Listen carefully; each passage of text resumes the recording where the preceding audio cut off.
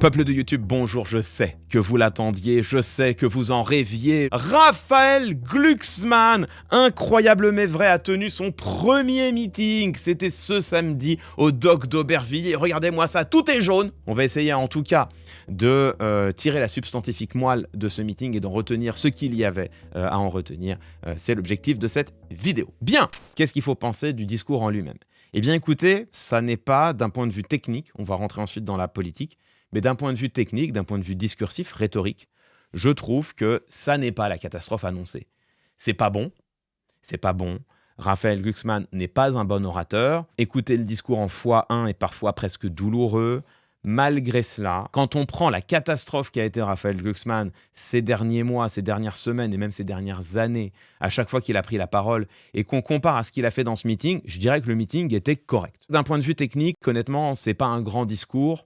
C'est même pas franchement un bon discours, mais c'est un discours audible. Je vous dirais que la dernière phrase, on va le voir ensemble, c'était peut-être un peu plus improvisé, il fallait pas improviser. Une fois qu'on a dit ça, évidemment, on en vient au fond du discours et c'est là où les ennuis commencent. Il n'a pas fait du Gabriel Attal au sens où il n'a pas, ou du moins pas seulement, enchaîner les concepts mobilisateurs. Certes, on les a aussi chez Raphaël Glucksmann en de nombreux endroits du texte. On les a sur toute la péroraison, c'est-à-dire toute la conclusion du discours. En cela, d'ailleurs, il y a des moments où ces accents rappellent irrésistiblement ceux d'Emmanuel Macron en 2017. Il y a chez Raphaël Glucksmann deux thèmes très forts qu'il a développés tout au long de son discours et qui me semblent être des thèmes pleins. En tout cas, des thèmes distinguants, signifiants par rapport à ses adversaires ou une partie de ses adversaires. 1. Le rejet de l'impérialisme chinois comme russe, comme américain. Ça, c'est le premier axe, je dirais, distinguant de son discours, s'il devait y en avoir un. Et le deuxième, qui pour le coup lui est singulier, et dont il a fait toute la première partie de son discours, et c'est la première chose qu'on va écouter ensemble, ça a été la mise en avant de la nécessité pour la France de se préparer à une guerre avec la Russie dans les années qui viennent. On va écouter ce passage. Quand je parle d'Ukraine, je parle de France, je parle de notre sécurité, je parle de la possibilité pour les Françaises et les Français de vivre en paix, de vivre libre. Alors plutôt que les communicants politiques, moi je préfère prendre au sérieux nos services de renseignement, les services de renseignement européens qui tous, sans exception, alertent sur le risque d'une confrontation militaire directe avant 2029. Je préfère prendre au sérieux notre chef d'état-major lorsqu'il nous exhorte à nous préparer moralement, matériellement, mentalement à cette confrontation. Ce sont ces mots. Quand j'expliquais à nos dirigeants ou aux commentateurs que Poutine allait envahir l'Ukraine avant 2022, ils souriaient.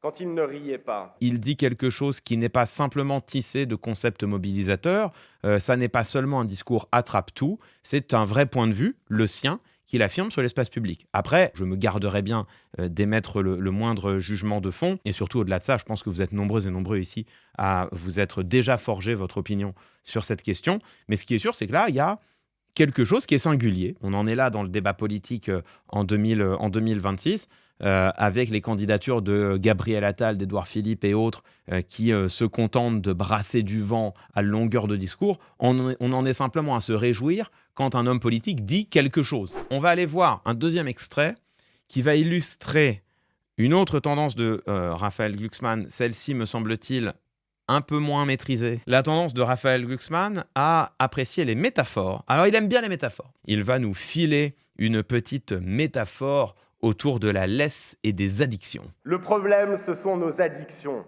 Ces addictions qui nous tiennent en laisse. Nous sommes tellement drogués aux énergies fossiles, aux produits industriels chinois, aux technologies américaines, que nous ne sommes plus maîtres aujourd'hui de notre destin.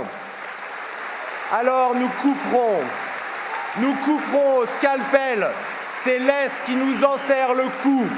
Nous couperons au scalpel les laisses de nos addictions. Ça fait beaucoup de métaphores incongruentes les unes par rapport aux autres dans la même phrase. Nous couperons la laisse de nos addictions. C'est littéralement 3 métaphores enchâssées les unes dans les autres, toutes ramenant à des univers de sens différents. D'abord, on a la métaphore des dépendances aux énergies fossiles et aux technologies américaines comme des addictions. Ensuite, On a la métaphore de la dépendance elle-même comme une laisse qui nous enserrerait le cou. Et ensuite, on a la volonté de couper la laisse qui se triple d'une nouvelle métaphore, puisqu'on va couper la laisse au scalpel, renvoyant là un univers de sens médical. On ne comprend plus. On ne comprend plus, c'est un peu le bazar, ça va dans tous les sens, ça déborde. Il faut choisir Raphaël. Quand on veut se connecter à un univers métaphorique, généralement, on en choisit un et on s'y tient. Éventuellement, on cherche deux sphères de sens qui ont justement des points de contact, qui ont des points de recouvrement, et on va se servir de ces deux métaphores enchâssées qu'on va faire dialoguer les unes avec les autres pour précisément créer quelque chose d'original. Quand on arrive à faire ça, on est très fort, on est très heureux. Là, ça fait un peu trop, quoi, hein. Le scalpel n'était pas forcément nécessaire. Bon, on va tout de suite écouter le développement de sa métaphore. La troisième laisse que nous devrons dénouer. La laisse, on la dénoue ou on la coupe au scalpel? Faut choisir, Raphaël. C'est notre dépendance technologique et numérique. Si le pétrole est une sorte d'héroïne, Shein une forme de crack, les grandes plateformes numériques américaines et chinoises sont du fentanyl.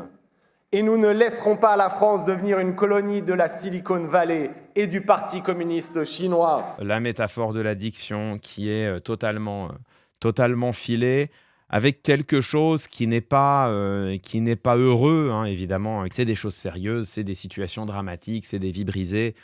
Effectivement, pas sûr que c'était nécessaire comme métaphore, et surtout, mesdames, messieurs, la lourdeur du truc, hein. En tout cas, comme je vous le disais, là, on voit bien l'appétence rhétorique de Raphaël Glucksmann pour des métaphores relativement lourdes, des métaphores parfois mal construites, souvent enchâssées les unes dans les autres, avec pas mal de maladresse. Au milieu de ces métaphores, hein, et de ces laisses qui nous tiennent enchaînés à nos addictions, Raphaël Glucksmann va s'engager, s'affirmer comme étant favorable à une lutte massive contre le réchauffement climatique. Il a, dans ce discours, un engagement écologique très net dans lequel il appelle à des investissements massifs, notamment dans les énergies renouvelables. D'ailleurs, il ne parle pas du nucléaire, c'est une question qu'il laisse sous le tapis. En revanche, ce qu'il dit, c'est la nécessité de déployer des investissements massifs dans l'adaptation énergétique de la République française pour sortir des dépendances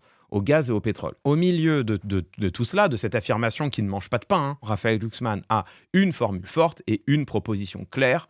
On va écouter ça ensemble, vous allez voir, ça va peut-être vous rappeler des choses déjà entendues ailleurs auparavant. Alors il m'arrive de lire la presse, voire même d'aller sur les réseaux. Mais quand on m'accuse d'être le nouveau Macron, pourquoi je n'ai jamais cédé à leurs avances? J'ai toujours su qu'Emmanuel Macron n'avait rien compris à l'écologie. J'ai toujours su qu'il n'allait rien faire d'autre que des discours creux, avec des mesurettes ou des coups de com', et qu'on allait perdre 10 années cruciales et précieuses. Eh bien, nous avons perdu ces 10 années, mais nous n'en perdrons pas une de plus. Sur le fait que nous avons perdu 10 ans et qu'il ne faut pas en perdre une de plus et que la situation est dramatique et que la France n'est pas à la hauteur de ses engagements, sur tout cela, ça rejoint totalement ce que moi je pense. Il ne peut pas se contenter de dire « ma conviction, c'est qu'il faut une action écologique vigoureuse ». Il doit nous proposer ses solutions. Il va donner, à cet endroit-là du discours, la seule mesure concrète de son programme écologiste. Nous permettrons à plus d'1 million de Français qui touchent moins de 2 000 € par mois et qui doivent rouler plus de 30 km avec leur voiture. Nous permettrons à ces Français d'avoir accès à une voiture électrique contre un loyer de 100 € par mois. Alors ils rouleront dans des voitures produites à Douai, à Dunkerque, à Cléon, avec de l'électricité décarbonée, produite en France. Donc le leasing social, mesdames, messieurs, le leasing social pour que les Françaises et les Français les plus modestes puissent avoir accès à une voiture électrique. C'était littéralement la proposition de Macron en 2017, quoi. Dans la bouche de celui qui disait « l'écologie appellera plus que des mesurettes ». Peut-être, je dis bien peut-être. Y a-t-il là un sacré contre son camp ? Avant même que nous ayons terminé, vous commencez à voir le problème de ce discours. Sur de nombreux sujets, Raphaël Glucksmann, dans le discours, affirme des convictions qui sont des convictions louables. Par contre, quand la seule mesure concrète que tu as proposée là-dessus, c'est le leasing social, pour que les Françaises et les Français modestes puissent avoir une voiture électrique, c'est pas que c'est pas bien. c'est que c'est littéralement l'idée de Macron il y a 10 ans. Là, le cap, il est clair, mais pas sûr qu'il se donne les moyens d'y aller, quoi. Bon, je suis un peu mauvaise langue parce qu'il y a une autre proposition concrète qu'il a faite, mais je vous la donne juste à la fin. Voilà, c'était au début du discours, mais moi, je vous la donne à la fin. Bon, en attendant, on avance dans le discours. Nous engagerons une lutte féroce, la plus grande lutte politique, sociale, économique, culturelle du XXIe siècle, contre cette nouvelle oligarchie mondiale qui concentre dans les mains de quelques-uns des fortunes et des pouvoirs inédits dans l'histoire humaine. Notre ennemi a un visage et il a un nom. Il en a même plusieurs. Il s'appelle Elon Musk, Sam Altman, Zhang Yiming. Évidemment, c'est une référence assumée au discours de François Hollande au Bourget, dans lequel François Hollande nous explique que son adversaire, c'est le monde de la finance. Je trouve ça un peu curieux. Je trouve même ça assez malhabile de sa part, même si là, en l'occurrence, la tirade est reprise complètement différemment. Je trouve ça un peu curieux, voire totalement malhabile, de faire de lui-même une référence à une formule de François Hollande qui est restée dans les mémoires pour de mauvaises raisons. Mon adversaire, c'est le monde de la finance. Ça n'est pas resté dans les mémoires comme seulement, parce que c'est aussi ça, comme seulement un grand passage rhétorique, une suspension bien maîtrisée, un moment de tension et de saillance du discours. C'est resté dans les mémoires comme un mensonge d'un candidat à la présidentielle qui prétend que son adversaire soit le monde de la finance, qui, quelques jours plus tard, part à la City à Londres pour faire allégeance au monde de la finance, qui, en France, derrière, ne fera jamais rien pour réguler le monde de la finance, ce qu'il aurait évidemment fallu faire dans les grandes largeurs et vigoureusement. L'autre moment marquant, on va le voir ensemble, c'est le moment où Raphaël Glucksmann parle d'anticapitalisme. Nous nous attaquerons au cœur du business model de ces plateformes en interdisant la publicité ciblée. Nous ne laisserons pas cette nouvelle oligarchie prendre possession de nos vies et soumettre nos nations. Mes amis, voilà le grand combat anticapitaliste de notre époque. Mon analyse est sous forme d'émoji. Réguler les plateformes, je pense qu'on est toutes et tous pour. Notez que ici, Raphaël Glucksmann parle d'interdire la publicité ciblée. C'est effectivement et probablement une proposition qui va dans le bon sens. Ça n'est pas une proposition, en tout cas, pas que je sache, peut-être me trompe-je, mais il me semble que ce n'est pas du tout une proposition qui relève de la France seule. Le problème intervient quand on explique que c'est cela l'anticapitalisme. Raphaël, l'anticapitalisme, c'est ça. Mais c'est pas que ça. Quand on sait que ses orientations économiques sont très largement libérales, entendre cet homme-là se réclamer de l'anticapitalisme, ça fait un peu sourire, voire, si on est honnête, ça fait un peu froid dans le dos. Et ça, c'est intéressant. On est dans une stratégie rhétorique qui est la triangulation des concepts, qui consiste à aller reprendre les concepts de ses adversaires pour les faire siens, mais en changeant le sens. Il ne reprend pas les positions, par exemple, du NPA, ou de révolution permanente en matière d'anticapitalisme. Il ne vous aura pas échappé que Raphaël Glucksmann ne propose pas l'expropriation des propriétaires des moyens de production. Loin de là, il ne propose pas la nationalisation de tous les secteurs de l'économie qui sont d'un intérêt national.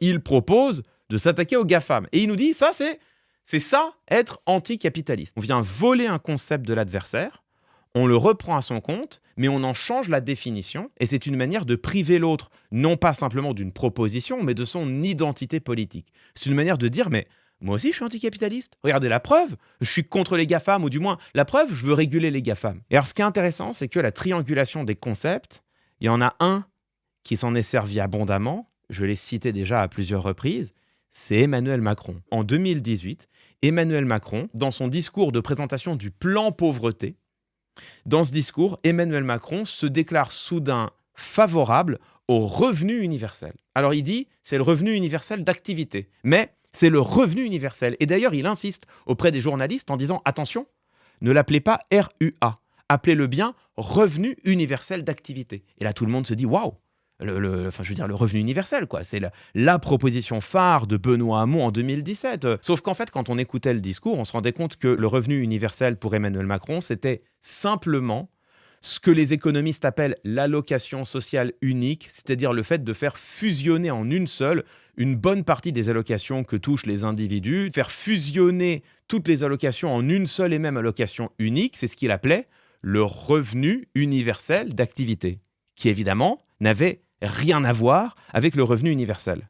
Ça, c'est précisément de la triangulation des concepts. Tu voles un concept à ton adversaire et tu en changes le sens pour pouvoir, toi, y insérer un sens qui t'arrange, qui te convient, tout en privant l'autre d'une arme ou d'une proposition ou d'une valeur ou d'une conviction qui faisait sa singularité. En rhétorique, ça porte un nom, ça s'appelle de la malhonnêteté. Emmanuel Macron est un récidiviste. Derrière, il se réappropriera l'héritage du Conseil national de la résistance, le CNR, en intitulant en 2022 son nouveau machin institutionnel, son nouveau truc qui ne sert à rien, il l'intitulera Conseil national de la refondation, CNR. Et il dira: je l'ai appelé comme cela parce que c'est bien l'héritage du Conseil national de la résistance, ce Conseil national de la refondation. Et voilà comment Emmanuel Macron récupère à son profit l'héritage du CNR, le Conseil national de la résistance, alors même que toute sa politique est une déconstruction de l'héritage du Conseil national de la résistance. Ici, ce que l'on voit chez Raphaël Glucksmann quand il tente de récupérer à son profit le terme d'anticapitalisme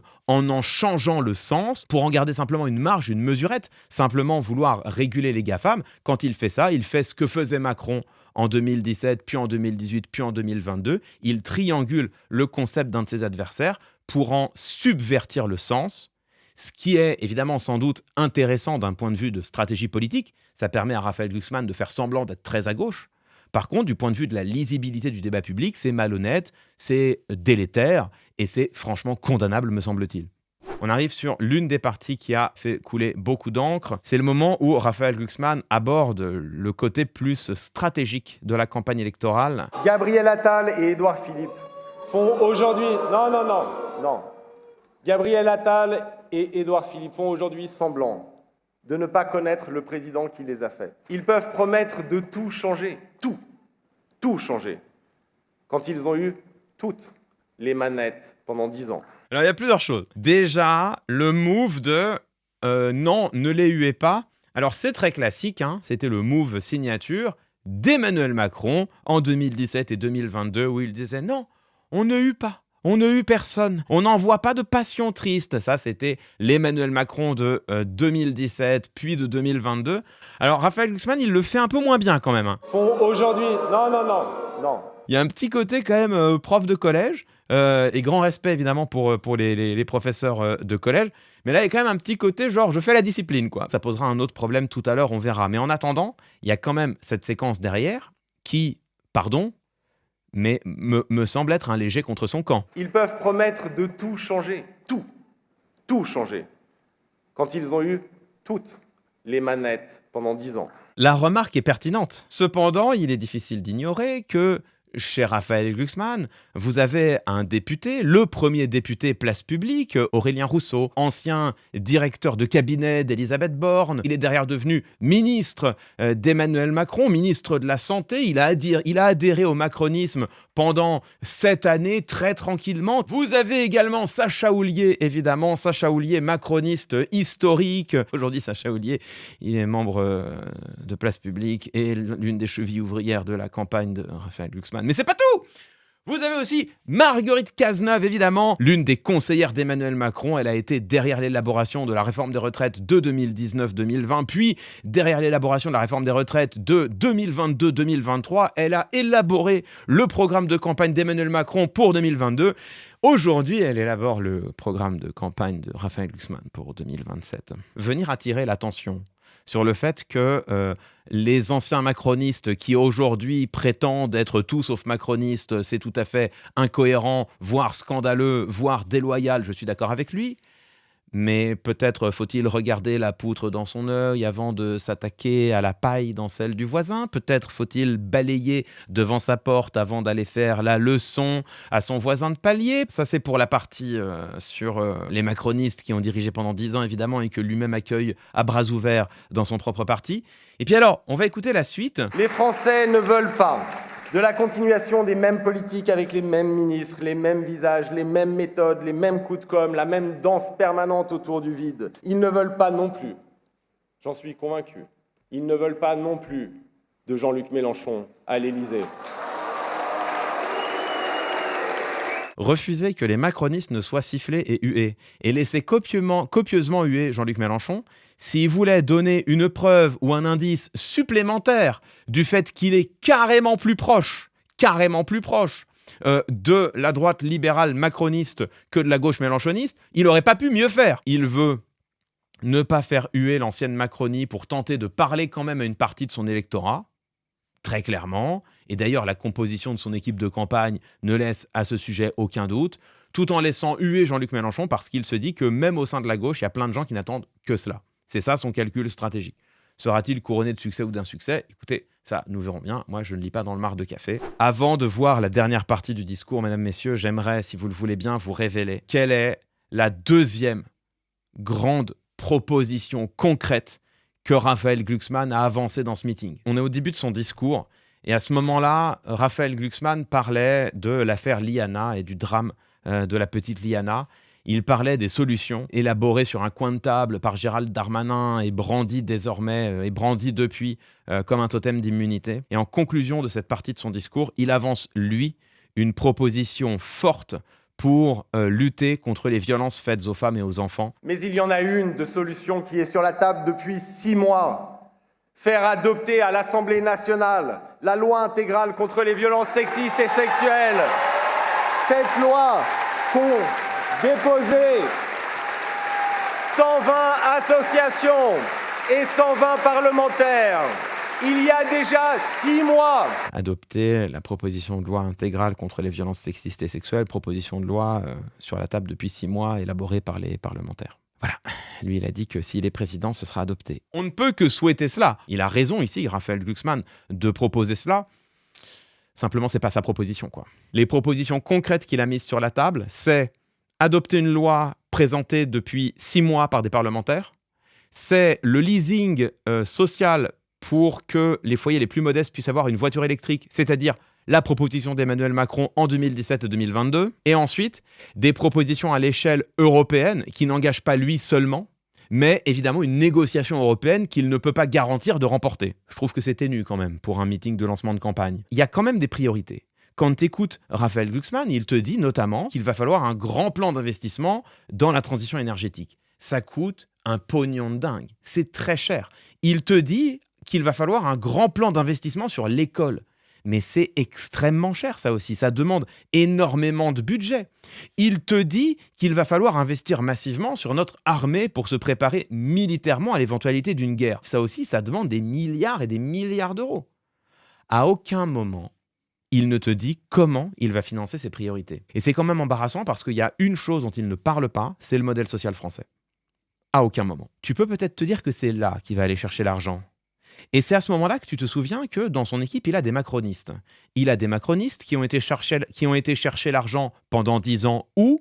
Chez les chômeurs, chez les travailleurs, et notamment chez les travailleurs pauvres, en les faisant travailler 2 ans de plus, chez les plus précaires, les plus fragiles, en s'attaquant par exemple aux APL, etc., etc. Et donc quand on entend cet homme-là, qui te fait des grandes déclarations d'intention sur ses priorités, sans à aucun moment te dire comment il va financer, alors c'est vrai, si, quand même. Il glisse qu'il va s'attaquer aux grandes fortunes et aux grandes successions. Mais là aussi, il ne dit rien de précis. Par exemple, il ne dit pas s'il veut reprendre à son compte la taxe Zuckman. Pardon, mais 2 remarques. 1, on attendrait quand même aujourd'hui, au moment où on est, un peu plus de propositions. Pour un homme qui prétend travailler depuis 2 ans, c'est maigre. Pardon, mais c'est maigre quand même tout cela. On attendrait aujourd'hui un peu plus sur la table plutôt que des grandes déclarations d'intention. Deuxième remarque, si on s'en tient réellement aux priorités ébauchées par Raphaël Glucksmann, on peut commencer à voir quand même où il va chercher l'argent. On va aller écouter la toute fin du discours. J'ai gardé ça pour la fin. On finit par la péroraison, la clôture, la conclusion, si vous préférez, du discours.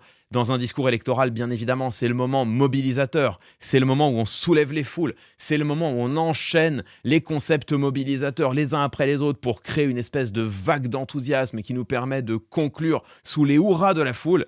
Écoutez Raphaël Glucksmann. Au début, ça marche. Et puis, au bout d'un moment, il se passe quelque chose. Je vous en dis rien. Nous lutterons ensemble, tous les jours, toutes les heures, sans relâche et sans répit.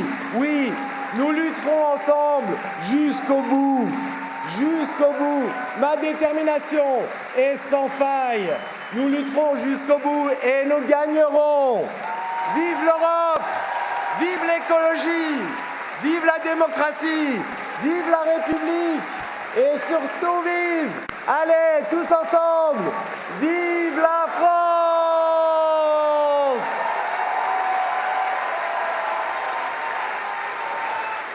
Aïe, aïe, aïe, aïe, aïe, aïe, aïe, aïe. Ah, c'est très dur. Vive la France! Alors, pourquoi ça marche pas? Un claptrap fonctionne, comme je vous le disais, s'il y a une saillance qui monte de plus en plus et qui derrière se referme par une clôture très nette. Or là, que fait Raphaël Glucksmann? Déjà, première erreur, il complexifie la formule « Vive la République, vive la France », qui est la formule classique de fin de meeting en France. Il la complexifie en rajoutant « Vive l'écologie !» Vive la démocratie! Vive l'Europe! Donc déjà, c'est trop long. Derrière, il faudra que la clôture soit vraiment franche. Donc déjà, il délaye sa formule de conclusion. Deuxième problème, quand même, et surtout, vive la France. Pardon, mais sur le fond, et surtout, vive la France, c'est Éric Zemmour. Éric Zemmour ne disait jamais « Vive la République! Et vive la France !» comme dirait n'importe quel candidat. Il disait « Vive la République! Et surtout, vive la France !» Manière de dire que la France est plus importante que la République. C'est signifiant quand même. C'est cette formule que reprend ici Raphaël Glucksmann. Franchement, pas sûr. Vous, je sais pas, mais moi, en ce qui me concerne, vive la République et vive la France, ça me va bien. Vive la République et surtout vive la France, j'émets des doutes sur le fond. Bon, passons. Troisième problème, il y a la manière dont il conclut. Il faut absolument une clôture nette. C'est cette clôture nette qui va venir refermer la période de saillance et te permettre de recueillir la frénésie de la foule. Cette clôture nette, elle est d'autant plus nécessaire quand tu as joué avec la frustration de la foule en rallongeant ta clôture de fin. Et lui, il rallonge encore avec l'appel à la participation du public, qui à cet endroit-là est totalement ringarde. Là, on croit vraiment voir un animateur du Club Med. Et surtout, avec moi. Donc là c'est le géo au Club Med, c'est pas possible. Enfin, je veux dire, surtout qu'à ce moment-là, justement, il a construit un moment d'héroïsation dont il est le cœur, dont il est le centre. Tu ne peux pas à cet endroit-là faire revenir la foule. Tu peux pas parce que c'est mou, tu peux pas parce que c'est ringard, et tu peux pas parce que sur le fond, ce que tu as construit, c'est un moment d'héroïsation personnelle. Il n'y a rien de mal à ça, mais par contre, il faut l'assumer, il faut aller jusqu'au bout, sinon rhétoriquement, c'est raté. Donc là, déjà, il délaye encore, et il délaye avec, pour le coup, un ajout de participation directe du public qui est totalement maladroit. Et là, c'est là qu'arrive le cringe absolu. Vive la France! Voilà, vous vous souvenez de la clôture nette dont je vous parlais? Elle n'existe pas ici. Il l'a fait, ça, Macron. Il nous l'a fait, la clôture de discours catastrophique. C'est moins pire que Macron porte de Versailles, mais c'est pas beaucoup mieux, quoi. Si je devais résumer ce discours, je dirais c'est moins catastrophique que ce qu'on aurait pu craindre, mais c'est vraiment moins bien que ce qu'il aurait fallu. La conclusion, ça ne va pas du tout. Ça vraiment, c'est dommage parce que c'est ce dont on se souvient à la fin du discours. Mais ça ne va pas. Et sur le fond, écoutez, je vous ai dit tout ce que je pensais de ce discours. Le discours, en réalité, est éloquent dans ses silences. Il est éloquent dans ce qu'il ne dit pas. Et quand on regarde les choses à la fin, il n'y a quasiment aucune proposition. Et les seules propositions concrètes qu'il y a sont soit des propositions à l'échelle européenne dont Raphaël Glucksmann ne peut pas nous garantir qu'elles seront adoptées, évidemment, soit des propositions qui ont déjà été émises auparavant, et ça rappelle quand même très fortement Emmanuel Macron en 2016-2017, qui lui aussi faisait des grandes déclarations d'intention sans jamais dire précisément ce qu'il allait faire. Et puis par ailleurs, on a des priorités qui sont affichées, qui sont louables, mais sans jamais qu'il ne nous explique clairement comment il va les financer. Il n'est absolument pas précis sur la taxation des hauts revenus et des grandes successions comme il en parle lui-même. Et donc on est en droit de se demander s'il va aller au bout de ce qu'il faudrait faire, ou du moins au bout de ce qui est sur la table à gauche, par exemple la taxe Zuckman, ou s'il va là aussi seulement prendre quelques mesurettes pour ne pas froisser les élites économiques. Et le grand absent de ce discours, alors même que ce discours se veut être un grand discours adressé au peuple de gauche, le grand absent évidemment, c'est la question sociale, me semble-t-il, que dans un discours qui se voulait de gauche, ce silence est plus éloquent que ce qu'il dit. On ne sait toujours pas qui il est, on s'en doute. On n'est pas totalement dupe, mais officiellement on ne le sait pas encore. Il lui appartient désormais enfin de se dévoiler.